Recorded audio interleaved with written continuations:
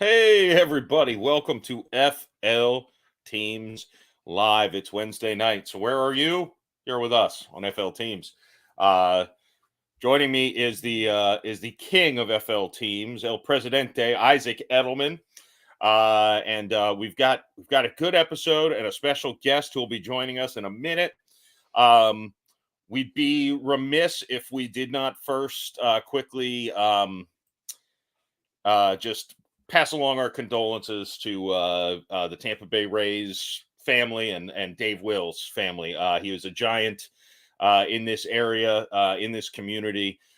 He's one of the greatest play-by-play guys you're ever going to hear. He passed away Sunday morning. I knew him personally. I worked for the Rays for 5 years and considered him a friend. And, he is he did a lot to help me. I joined the Rays as an 18-year-old and started as just sitting in the booth. And I remember my old boss Rick Vaughn telling me back in 2005 that his first year with Andy Freed in the Rays radio booth, he said, "This is the best acquisition this organization's ever made is Dave Wills and Andy Freed," and couldn't be more accurate.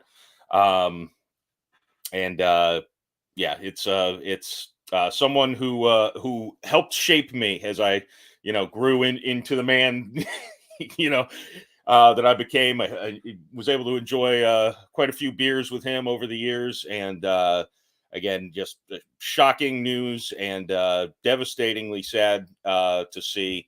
But obviously, our thoughts, prayers, condolences go out to the Wills family and really everyone who knew Dave Wills, because everyone who knew Dave Wills loved Dave Wills. Yep.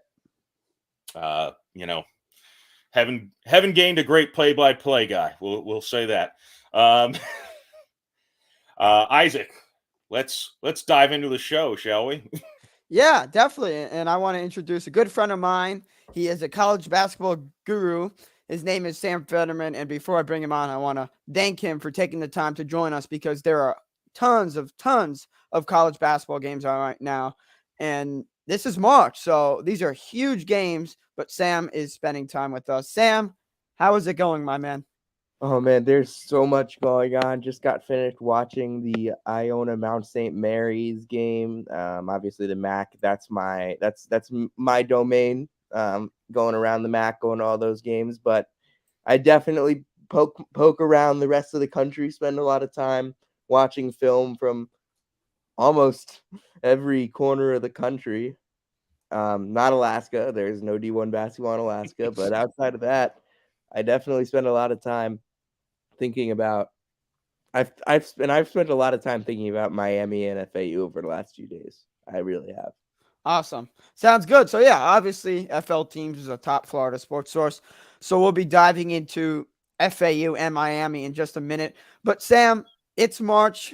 It's all of these tournaments, teams fighting for a March Madness spot. So before we dive into FAU and Miami, just give me your overall thoughts on the college basketball season. I know that's very vague, but just tell me what you're excited for come the tournament in a few weeks. I mean, the best team in the country has the chance to play in the Final Four at home, and they have their best team in 40 years, the Houston Cougars. That is a storyline that I don't think enough people are talking about. Today, we just got the news that UCLA, one of the best teams in the country, their best player, Jalen Clark, he's out for the season with a knee injury. That's a huge loss for them. Last night in the WCC championship, Gonzaga beat St. Mary's by a lot. St. Mary's has been way better than they usually are this year. Gonzaga has been a little bit worse than they usually are, but they're coming on at the right time. They're the number one offense in the country. Obviously, the SEC is crazy this year. The Big Ten, there's a logjam of teams. The Big 12 with Kansas and Texas, it's really good at the top. The Big East is a really fun league. They have a tournament in MSG, obviously. Yep. And then I guess that brings us to Miami and the ACC. Yeah. And that's a good leadway into that, Sam. So obviously Miami, Top ranked team. Obviously, they're going to be in this ACC tournament coming up. They're the number 1 seed. But in terms of the season, Isaiah Wong, obviously not just Isaiah Wong, but team chemistry. The Canes made a very, very deep run last year, and I believe this team is more talented. So, Sam, just give me your thoughts on Miami and how far they can go this year in March Madness. Yeah, I mean, this is a better basketball team than last year's Miami team, without a doubt. They rank higher in KenPom. They have a higher offensive efficiency. Their defensive efficiency is a little bit worse, but I look at the offense and I say, okay, it's better. Isaiah Wong is excellent. Nigel Pack has been great. The step that Jordan Miller has taken this year has been remarkable. They're getting elite rebounding out of Arkansas State transfer Norchad Omier, who I think people really overlooked him in the transfer portal. People knew how big of a deal he was when he committed, but then in the preseason, I didn't see as much hype for him as I saw for Nigel Pack. And Omier has been more important for this Miami team than Pack. And even though Pack has really come on as of late, he had a really rough shooting slump in the first couple months of the season, but since then he's looked really good.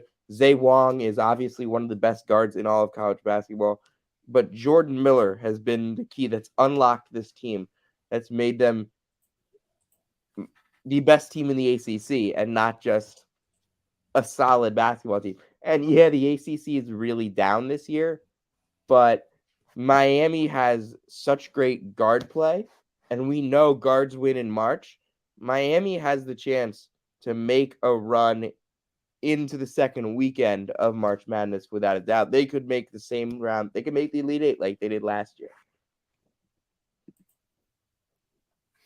Yeah, and not as big of a school, but Florida Atlantic, probably the only other Florida team who's going to be in the tournament. From what I've seen, is that correct? Yeah, I mean, barring a bid steal from the University of Florida or Central Florida, I would assume that's it. Bethune just lost today. FAMU's probably not going to make it. I don't think any of those SWAC teams from Florida are going to make it. It's probably going to be Grambling. But yeah, FAU, that is a fun basketball team. It's their best team in program history. They're 28-3. They had a 20-game winning streak. Yep.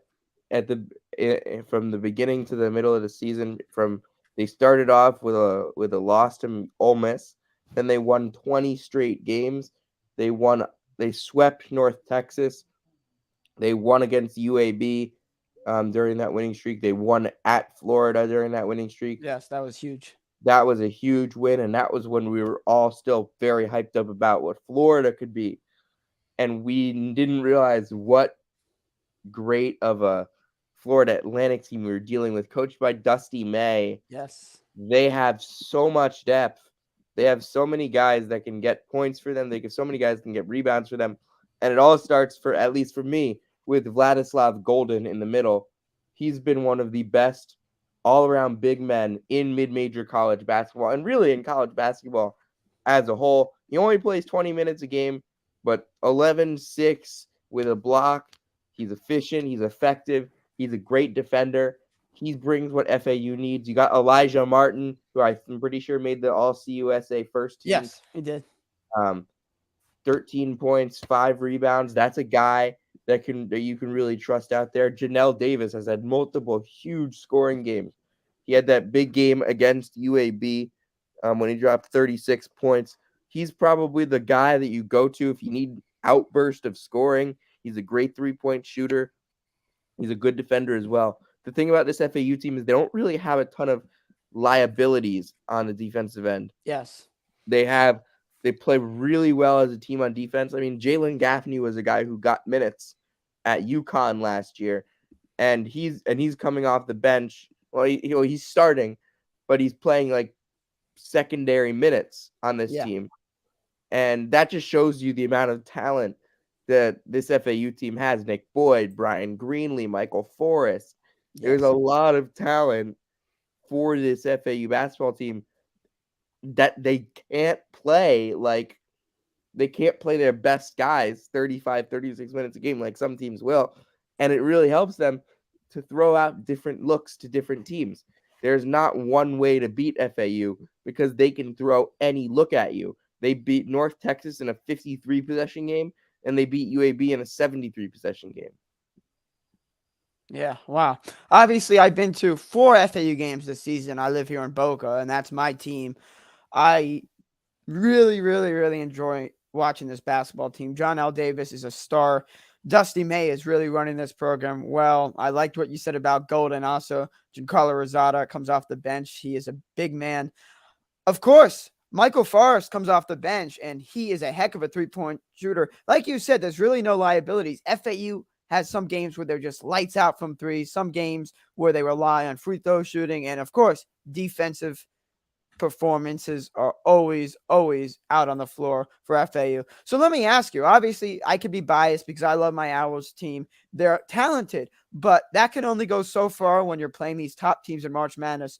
So how do they line up against top teams, and how far can they go? Can they go as far as St. Peter's did last year? Well, St. Peter's was a 15 seed. And that was the most improbable run in the history of sports. Yeah. So I don't think there's any comparison between FAU and St. Peter's. FAU is going to be a 9 seed or an 8 seed. Yeah. And that means they're going to have a first round matchup with a team that they might be favored against. And if it's Providence, I don't know if I like that matchup, because Providence has one of the most talented starting fives in the country. But if it's, say, Iowa, I could see FAU beating Iowa. I could see FAU beating like an NC State if they end up getting that. I think that there's a lot of – I think the 8 and 9 lines are full of teams that struggled with injury this year. Kentucky, Arkansas, and teams like that, and talented teams from power conferences that just kind of disappointed. You look at Michigan State as one of them, Auburn. I think there's a tough road for FAU. Their ceiling is probably the Sweet 16, but even in that, they would have to beat they're probably going to have to beat a 1 seed in the second round. Yeah. And I don't like how they match up with Houston, Bama, or Kansas. I could see them matching up fine with Purdue, but UCLA is probably going to get that final 1 seed. And even without Jalen Clark, I would probably pick UCLA to beat FAU. Okay. One last question. Obviously, FAU is not a lock as of now, but they're pretty comfortable. Yes. I would be very surprised if, like, FAU not getting into the tournament, there's probably less than 2% chance that happens. Okay, even if they lose in their first game in the Conference USA tournament. Okay. Even if they lose to Western Kentucky, yes, that would be a quad 3 or a quad 4. They've built up enough of a resume compared to a lot of mid-majors.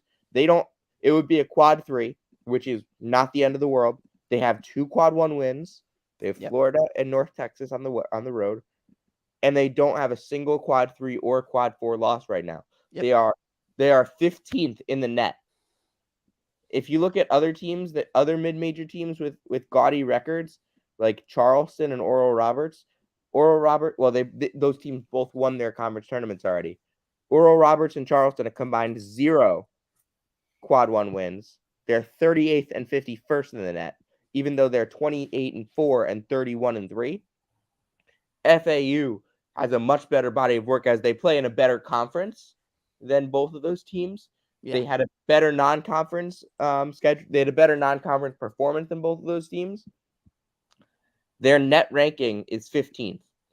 Their KenPom ranking is 28th. I have a hard time believing the committee would leave FAU out even with a loss to Western Kentucky tomorrow. Sounds good. Sam, I really appreciate this. Amazing analysis. Obviously, I hope you enjoy your month of March. This is probably one of your favorite months. Best month of and the year. Of course, enjoy the rest of your night. There's some good games. I'll be looking forward to all of your tweets. Tomorrow and Friday are the best days of the week, without a doubt. Yes. Now, one last thing. Can you promise me that you're gonna tweet about FAU? I tweet about every team. I tweet Okay, about there it. we go. It's just hard because there's so many teams to talk about that I don't always get the FAU. Okay, well, hey, I'll be relying on you. At least mention John L. Davis's name. Oh, I like John L. Davis, but if I And tweet about Sam, FAU, what is your where can people find you? What is your Twitter? Sam_Federman, FEDERMAN. You can find me there. You'll probably regret it if you don't like mid-major college basketball in the Northeast. But and if you happen to be watching this in like July and you follow me then, you'll probably regret it if you don't like Boston Red Sox baseball. But I love watching the Red Sox lose. And I love watching the Rays lose. So I gotta go because Ryder St. Peter's is about to start. So Okay. all right, Yeah. thank you. Enjoy that game. Thanks so much, Sam. Thanks, Thank Sam. you. That was an awesome conversation. Obviously, March Madness is huge. You can imagine how fun this month is going to be for him because he's all about college basketball. Oh yeah. This is the holiday month for the college basketball fan. And everyone kind of pretends they're a college basketball fan at least. But he actually is. He actually is. So I'm going to need to follow him on Twitter so I can have a bracket that comes out halfway decent. We'll see. We'll see. USF's not going to make it. So no, but you know what's funny? They play tomorrow.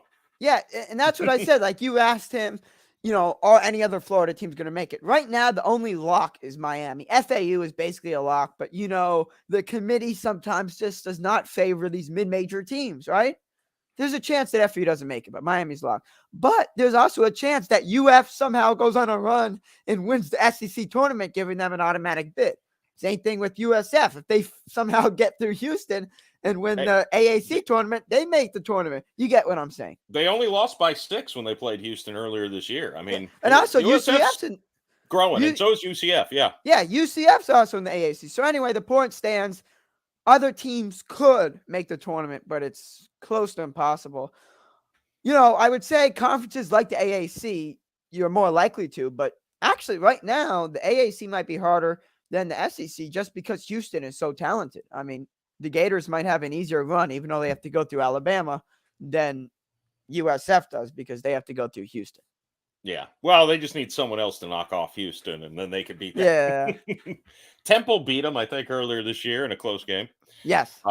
So there you go.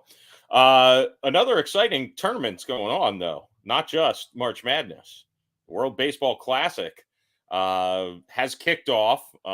Panama beat Chinese Taipei. I don't know when that was. But look, one thing I love about this tournament is looking at the schedule. 10 p.m. tonight, 11 p.m. tonight. You got 2 games tonight kicking off. You got a game at 5 a.m. You got China against Japan. And then 6 a.m. you've got Italy and Cuba. Let me tell you about that 6 a.m. game. If you're a New York Mets fan, listen to this. Do you know the name Matt Harvey? Mm-hmm. He's pitching. Guess who he's facing? Yoenis Cespedes. Oh. So if you're a Mets fan, those are 2 names that are basically not in the MLB anymore. So definitely watch that. By the way, speaking of the World Baseball Classic, besides the amazing talent, I love seeing these former MLB players that are still playing baseball to fight for their country and win the World Baseball Classic. Yeah, it's fun to see those guys, stick around for that. There were a couple in the most recent Olympics, a couple of MLB vets who just it's fun to see. Yeah, Robinson Cano was playing today for the Dominican Republic. He hit a home run against the Braves in an exhibition game. Robinson Cano is still hitting home runs, and I guess you could say off of MLB talent because it was against the Braves. Yeah. Look, it's fun to have. Spring training is great because it's just so there's nothing better than sitting at a spring training game. It's unfortunate the Rays are at Tropicana Field, only because you like to be outdoors. You got the nice weather, maybe a cold beverage or two. obviously they're at Tropicana Field because Charlotte had hurricane damage. Yeah. But it's also nice. Spring training, of course, though not competitive, so it is nice to get some competitive baseball in. Also, and gosh, it's been because it was supposed to be 2020. I think wasn't it supposed to be 2020 or 2021, and COVID pushed it all back. I don't know. I just think of COVID as 1 year. Who knows? Yeah, it's been a while since we've had World Baseball Classic. So yes. Well, I'm excited. Let me tell you this. Obviously, I like Team Israel. They're in a tough pool. They're with the Dominican Republic, Venezuela, and Puerto Rico. Obviously, we know the Dominican Republic and Puerto Rico are a force. I mean, the Dominican Republic has almost every talented baseball player. But believe it or not, Venezuela is a sneaky, talented team. They have Ronald Acuna, Jose Altuve, Luis Arias from the Marlins, Miguel Cabrera, Salvador Perez, and Andres Jimenez. I mean, that's a team that is sneaky good. Venezuela could easily win the World Baseball Classic, but sucks for them. They are put in a pool with the Dominican Republic and Puerto Rico. So, but hey, if you're a USA fan, which we are, they're in a very easy pool, and they're going to escape until they face and Puerto Rico. It's hard to remember because I think it was 2017. But didn't USA win the last one? I know that. Yes, USA won the last one, but finally, guess who's playing this year? Mike Trout. So Captain America is finally playing for Team USA. That should be exciting. There you go. Speaking of Captain America, no segue there. It doesn't make sense. I was going to somehow try to make Derek Carr into Captain America. Oh no. We finally have our first domino falling, and no news, at least as of last I checked, with Aaron Rodgers meeting with the Jets. The fact that they're meeting tells me he's obviously open to it, and the fact the Packers gave the Jets permission to talk to Aaron Rodgers, you have to think that maybe he said that's. I feel like it's pretty laid out for us. He disappeared to decide what he wanted to do. He came out, and now he's meeting with the Jets. So I feel like probably Jets or bust. That AFC East, man, not going to be fun to play in. No, but I'm gonna tell you this. Obviously, you're a Saints fan, so I'm sure. I mean, you'll tell us your thoughts about the deal to get Derek Carr, but all of the talk in the NFL is QBs. I mean, yeah, it's the most important position, but it's not always like that, right? It's not always this quarterback. This year, it's Jimmy Garoppolo, Lamar Jackson, Tom Brady, Aaron Rodgers, just nonstop. So now you turn your head to the Raiders, right? The Raiders could either go, search for a quarterback in the draft, or the most realistic thing is get a current NFL quarterback. Lamar Jackson, Jimmy Garoppolo.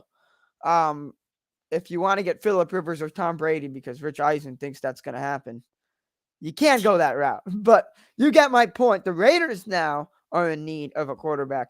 And the Raiders are a talented team. I mean, you have Josh Jacobs, you have Devontae Adams, a very good defense, but you're stuck with a tough quarterback search. And it's a tough quarterback search because these quarterbacks are just not making decisions. Not necessarily quarterbacks, but these teams. I mean, how long have we heard Lamar Jackson's name for? I mean, the Ravens gave him the franchise tag, but still an option. Yeah, but not a lot of confidence that situation's going to resolve itself. Yeah, I'm not sure what the Raiders' thought process is, to be honest. I haven't heard a lot coming out of what the Raiders' plan was, where you've got a team like the Saints who said, we want him. We want Derek Carr. That's our guy. We're telling him that. You've even got the Jets who have made it clear they want Aaron Rodgers. But if they did their due diligence. So if Rodgers is not an option, they wanted Derek Carr. Yeah.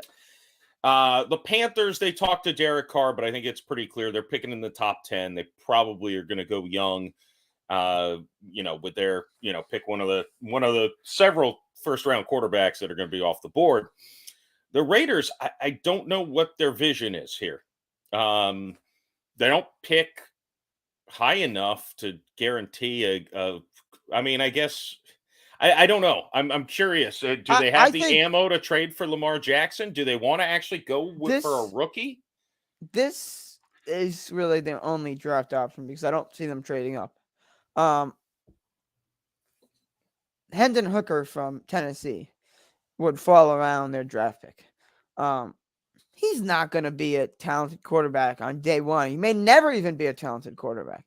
But the point stands, it seems like the best option is Lamar Jackson. But how easy and achievable is that option? I don't know. The Ravens are making it very difficult to answer that. Don't you think? Yeah, well, that's another team that I'm not sure what the Ravens' plan is either. Yeah. I mean, the Raiders had a down year. And they lost some heartbreakers. They're better than their record showed. I think they are a team that will be able to compete to be a playoff team. Same with the Ravens. They're not a team that I see turning to a rookie quarterback because you've got a bunch of older, not old, but Devontae Adams doesn't want to rebuild. Josh No. Jacobs, who they just put the franchise tag on, that tells me they're not planning on a rebuild. Josh McDaniels won't survive a rebuild if you try to start over. So I'm curious with both of those, the Ravens and the Raiders, what their plan is. You've got to think they have a vision of what they want. Yeah. I don't know. I'm from an NFC South standpoint, for the Bucs, they've seemed to make it pretty clear that they're entering a blow it up situation. They cut Donovan Smith. They had already announced Leonard Fournette was going to be cut, which is not a surprise to anyone. It sounds pretty clear that Kyle Trask is who they plan on being the starting quarterback, and good for them. At least give them the shot. But yeah, they're not a team that I think has real intentions of competing. And look, in the NFC South, I think the Saints made it very clear they've got a lot of old players on their team. Going after Derek Carr sends a clear message. And one thing with Derek Carr, he has never in his career had a defense ranked higher than 22nd. Never in his entire career with the Raiders. So he's now going to a defense anchored by Cam Jordan and Demario Davis and Marshawn Lattimore that's been in the top 5 or 10 defenses every year since 2017. Dennis Allen knows how to coach defense. So it'll be interesting to see him quarterback a team where he doesn't have to put up a ton of points to win. But obviously, the Saints would like him to be able to put up a lot of points. So yeah, it's interesting how I respect the Saints for having a clear goal and a clear this is our guy, and it seems like the Bucs might too. With just hey, we're playing it out with Kyle Trask. If he turns into a Pro Bowl quarterback, we'll have a better year than we expect. If not, oh well. At least we saw him on the field, and we know what we need to do moving forward. And look, if they do really poorly, they can get Caleb Williams next year, the number 1 pick in the draft. And I feel like that might be something floating through some teams' minds at this point is that, we might like Bryce Young, but nobody seems like a sure thing as much as Williams does next year. So, yeah. Well, I'll tell you this. I mean, I don't know. I guess for shits and giggles, I'll just list some free agent quarterbacks. You could pull Ryan Fitzpatrick off of the Amazon side of things.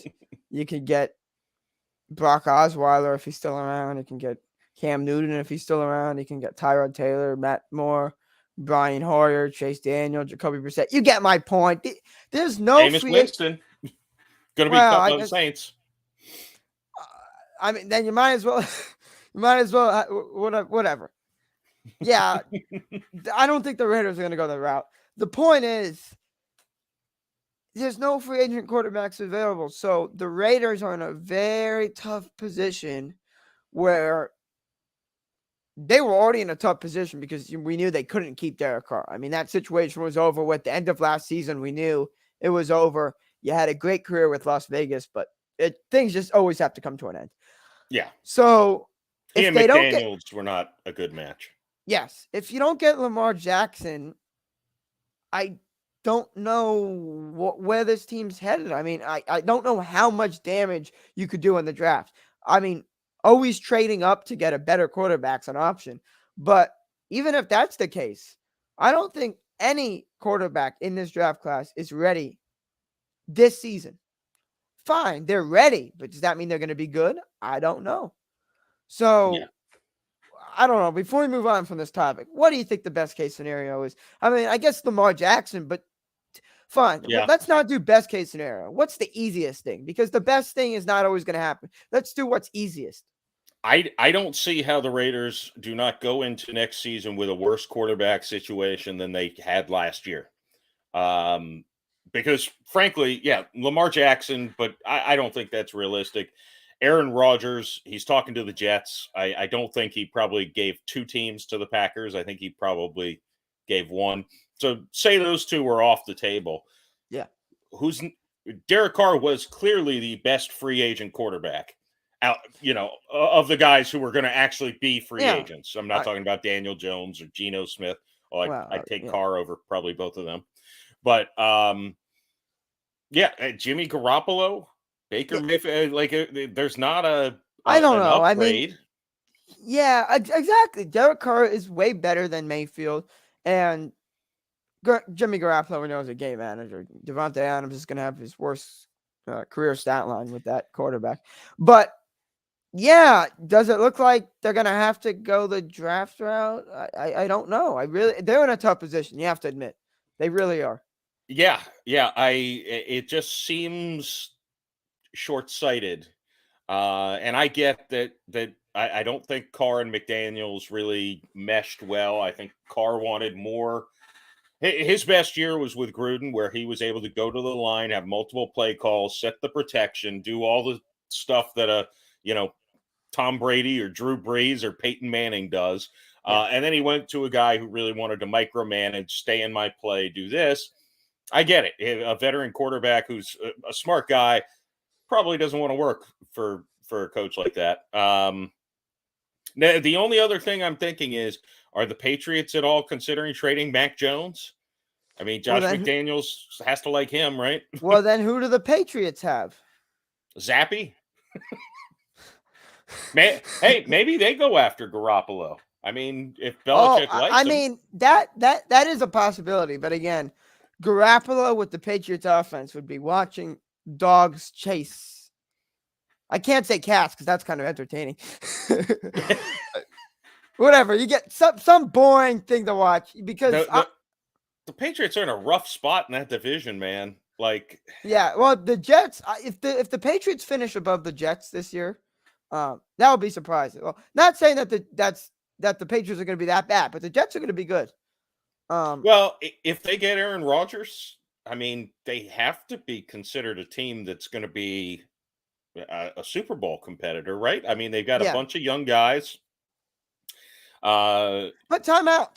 If Lamar Jackson goes to the Raiders, they're definitely going to be considered a playoff contender. Can you consider the Raiders a Super Bowl contender with Lamar Jackson? Oh, yeah. Yeah. Okay. If Jackson could stay healthy, I thought the Raiders would be a Super Bowl contender last year. That was short-lived, though. Yeah. Well, and look, they had the talent. They're a team that you wonder if they didn't blow one of their 20-point leads early in the season. Maybe I feel like that just kind of gets in your head and it just starts snowballing. The problem is Josh McDaniels just really, really, really sucked at the beginning, and it just set off the whole season. I mean, I wish they had that game against the Patriots earlier in the season, where Mac Jones, that lateral play. Yeah. Because it was too late in the season. Yeah, it was too late in the season for that to happen. But yeah, what it comes down to is, can the Raiders do something with the Patriots? It would be cool to see Garoppolo make a reunion with Belichick, but also a trade involving Josh McDaniels' team and Bill Belichick's team. because obviously they worked under the same staff for many years. So Yeah. we'll see. We'll see. Any other thoughts in terms of the NFL? I don't want to linger on too much, but any interesting topics? I really like some trade ideas I saw on Twitter with Derek Henry to the Dolphins and just a lot of running backs on the move. So, yeah, what do you think? Yeah, that's the running back position. This is going to be an interesting offseason there too. Um, with Jacobs was franchised, Tony Pollard's franchised. Um, it's going to be interesting to see how, there's a lot of teams that every team needs two running backs nowadays, at least two running backs. And frankly, with the way they get injured, you need three. I mean, you need three guys you're confident handing the ball to. There's a lot of free agents. I don't know if there's a team that doesn't need at least one running back this offseason. So yeah, that's going to be an interesting position to see how everything plays out. By the way, go ahead. The Browns said that Nick Chubb isn't on the trading block, which I found interesting because I thought he was one of the top running backs to be traded. I think we talked about this before. He was on a few teams' radar, but it seems like Derek Henry right now, I guess, not that he's going to get traded, but out of all the star running backs, he would be the most likely. In terms of free agents, you just discussed, Kareem Hunt's an interesting one. I really like him. He's a great receiving back. Obviously, the same old names. Jamal Williams, Rashad Penny, Mark Ingram, Rex Burkhead, Raheem Mostert. I really like this one. Boston Scott. I mean, Boston's a good third down back. Yeah, Boston Scott's a good pickup. By the way, he plays so well against the Giants every single year. So if a team is playing the Giants this year, pick him up. Obviously, a big one is Miles Sanders. I mean, yeah, Miles Sanders. I know he was inconsistent with the Eagles. I mean, he started off his career amazing, been a little inconsistent. He's still talented. I mean, nothing's changed. Ronald Jones, P. Ryan, Giovanni Bernard. I mean, McKinnon, Dearness Johnson. There we go from USF. I was going to say, friend of FL teams, Dearness Johnson is there. We go. I mean, there's a ton of names. Latavius Murray, David Johnson, Jeff Wilson, Kenny Drake. I mean, Marlon Mack, David Montgomery. I mean, David Montgomery is a big one. Yeah. There's a ton of these running backs, but I guess there needs to be, like you said, because these teams need to have three running backs. But I mean, we could pick Damian Harris, Devin Singletary. I mean, we can go on and on and on. Even someone like Myles Gaskin or Travis Homer or Justice Hill. I don't know how talented these guys are, but they're going to get picked up because they're going to fight for a roster spot. And you have to admit, these running backs that I listed are very good running back threes, right? Oh yeah, You're gonna be a bad team if they're your running back one. That's what's happening with the Dolphins lately. But if they're your running back three, you're in a good position in terms of depth. Well, yeah, and if you get three of these guys, and you know what they do well, and you put them in the right position, you can get by, without having a superstar running back. But look, most everyone you named has superstar ability. Yeah. Let's see. I mean, let's pick out Kareem Hunt, very good receiving back. Obviously, Ronald Jones, when he's healthy, very good power back. Miles Sanders, we don't even need to talk about. We know he could be a top 10 running back in the league. I mean, you got some speedy guys, Matt Breida, Raheem Mostert.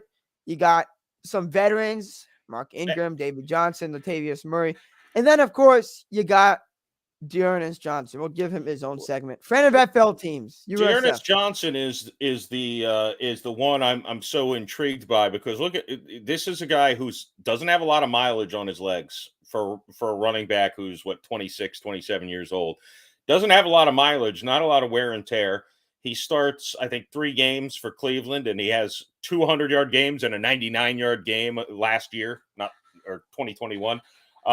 He's shown that when he gets the ball, he can make plays. He was just buried behind Nick Chubb and Kareem Hunt, except for, again, a few games. But he, again, his age is when you start worrying about a running back, but he doesn't have the wear and tear He was the number 2 back for most of his career at USF behind Marlon Mack. He was the leading rusher his senior year. Then he sat out of football for a while.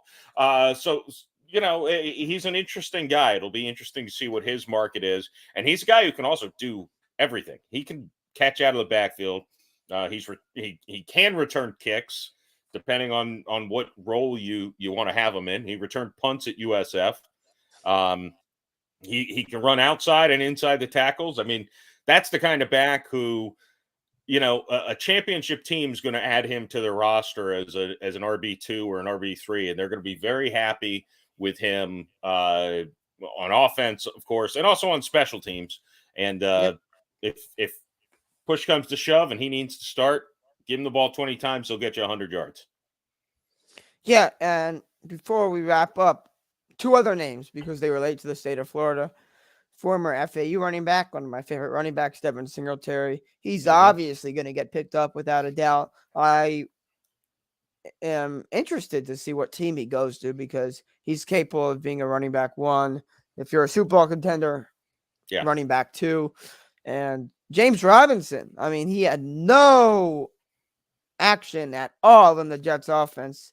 I thought that was a very sneaky good trade because the Jets only had to give up a late rounder, but they didn't even use James Robinson. So I'm glad they didn't give up a very good pick. But James Robinson is still capable of having a terrific season. I mean, he could be top 5 in rushing yards again in the NFL. So yeah, James Robinson and Devin Singletary, I think, are 2 players that won't cost a lot, but will be really effective in the running game. Miles Sanders will probably cost a lot, to be honest, but 2 names that won't cost a lot that are actually talented, Devin Singletary and James Robinson. Yeah, it's going to be very interesting to follow the running back market and see what teams try to do because as much as it's a position where you don't need a number 1 per se to succeed. You need a running game to succeed. It's really, I feel like it's kind of shifting back that way where you need to have a running game because you can't just drop back and sling it. Look, the Chiefs, look at their offensive numbers in the Super Bowl. Mahomes didn't throw for that many yards. Yeah. They ran the ball, including Mahomes with his big run on his bum ankle. But Pacheco really, him running hard changed the course of the game. And we talked about all the free agents. There's also going to be at least a dozen good rookies that come in through the draft too. So it's going to be interesting to monitor the depth charts across the NFL at the running back position. Yep, absolutely. So I think that will wrap up our show. Some final thoughts before we head out. Obviously, follow us on social media so you stay up to date. FL Teams, Facebook, Twitter, Instagram. Subscribe to us on YouTube. Give us some ratings on Apple Podcasts, Spotify, wherever you get your podcasts. In terms of content, obviously it's March Madness, so expect some good March Madness content, especially if Miami and FAU make it far. We'll have articles on our website, flteams.com, maybe some videos on the YouTube, definitely some tweets. So, yeah, and of course, MLB starting. We talked about the World Baseball Classic and spring training earlier on in the show, so we'll get opening day coming up soon. Expect a big Miami Marlins and Tampa Bay Rays season preview. I'll do the Marlins. Jeff will do the Rays. And, of course, Lightning and Panthers. We're still rolling out content on the website. Me and Jeff. Me, Panthers. Jeff, the Lightning. And, of course, Heat and Magic. NBA season also in full swing like the NHL. Any final thoughts, Jeff? No, this is an exciting time of year. NFL free agencies kicking off next week. You got March Madness. You got baseball. You got hockey and the NBA nearing their playoffs. This is maybe the best time of year to be a sports fan. Yes, especially. And you got the XFL. I was just going to say that. Yeah, we got the XFL. Yeah. I mean, if you want to watch that, go ahead. But and he got the Live Tour because I guess PGA golf is not exciting anymore. So yeah, no Tiger Woods. Yeah, what happens these days. So yeah, enjoy the World Baseball Classic. I mean, you might lose some sleep, waking up really early or staying up late to watch these games, but it's worth it. I mean, you're seeing superstars play with each other. And most importantly, my favorite part is seeing all of these former players. I don't know if you remember. Do you remember the name Ruben Tejada? Oh, yeah. Yeah, he's playing. So it's just interesting seeing all these former players. Obviously, Team USA is stacked. The Dominican Republic, we'll see how far they can make it. I mean, they are talented. And of course, making sure these players stay healthy. My biggest concern is the players are finally adjusting to the pitch clock, and the World Baseball Classic is back to normal. Yeah. Come on. Yeah, that's we'll see how that impacts, but hey, I got 4 years to get the arm in action so I can play for Team Italy. Yes, I'd be eligible. Italian Jeff Macolino. Well, if considering Matt Harvey is their starting pitcher, I mean, yeah, his name doesn't even end in a vowel. Well, yeah. You can make the team. Yeah, there we go. 2027. This guy. Well, that's another pandemic hits. Oh, right. Well, then I'll just be too old. Dream gone. Darn it. All right, Isaac. Well, thank you. I'm glad you were able to come on, and yeah, as you said, everyone needs to make sure they're subscribed because we'll have a ton of stuff because there's a ton of stuff going on. Yeah, and of course, thanks to Sam Federman for coming on. He gave us some amazing college basketball analysis. I think he's one of the best college basketball guests you could get on besides a player. I mean, there's top analysts on social media, but he is a top analyst. I think just because he's a young one and he doesn't necessarily have his name out there, I don't think that means he gives less input than people on ESPN. He might be just as bright as them. Matter of fact, he might be more bright because those people on ESPN have helpers who feed them information. Everything he gets is from his own. Yeah, no, Sam was great, and I'll follow him on Twitter until baseball season because the Red Sox suck. All right, Isaac. I don't know if you'll join us next week, but on FL Teams Live. But that's why you folks need to tune in, right? Yes. Is that a selling point? Well, a selling point is maybe if Jeremiah joins next week. Yeah. We'll see. He's gone missing. We're putting him out on a milk carton. Yeah. We'll see if he's here. Anyway, Jeff, great show. Glad to be on, my man. Yeah. Yep.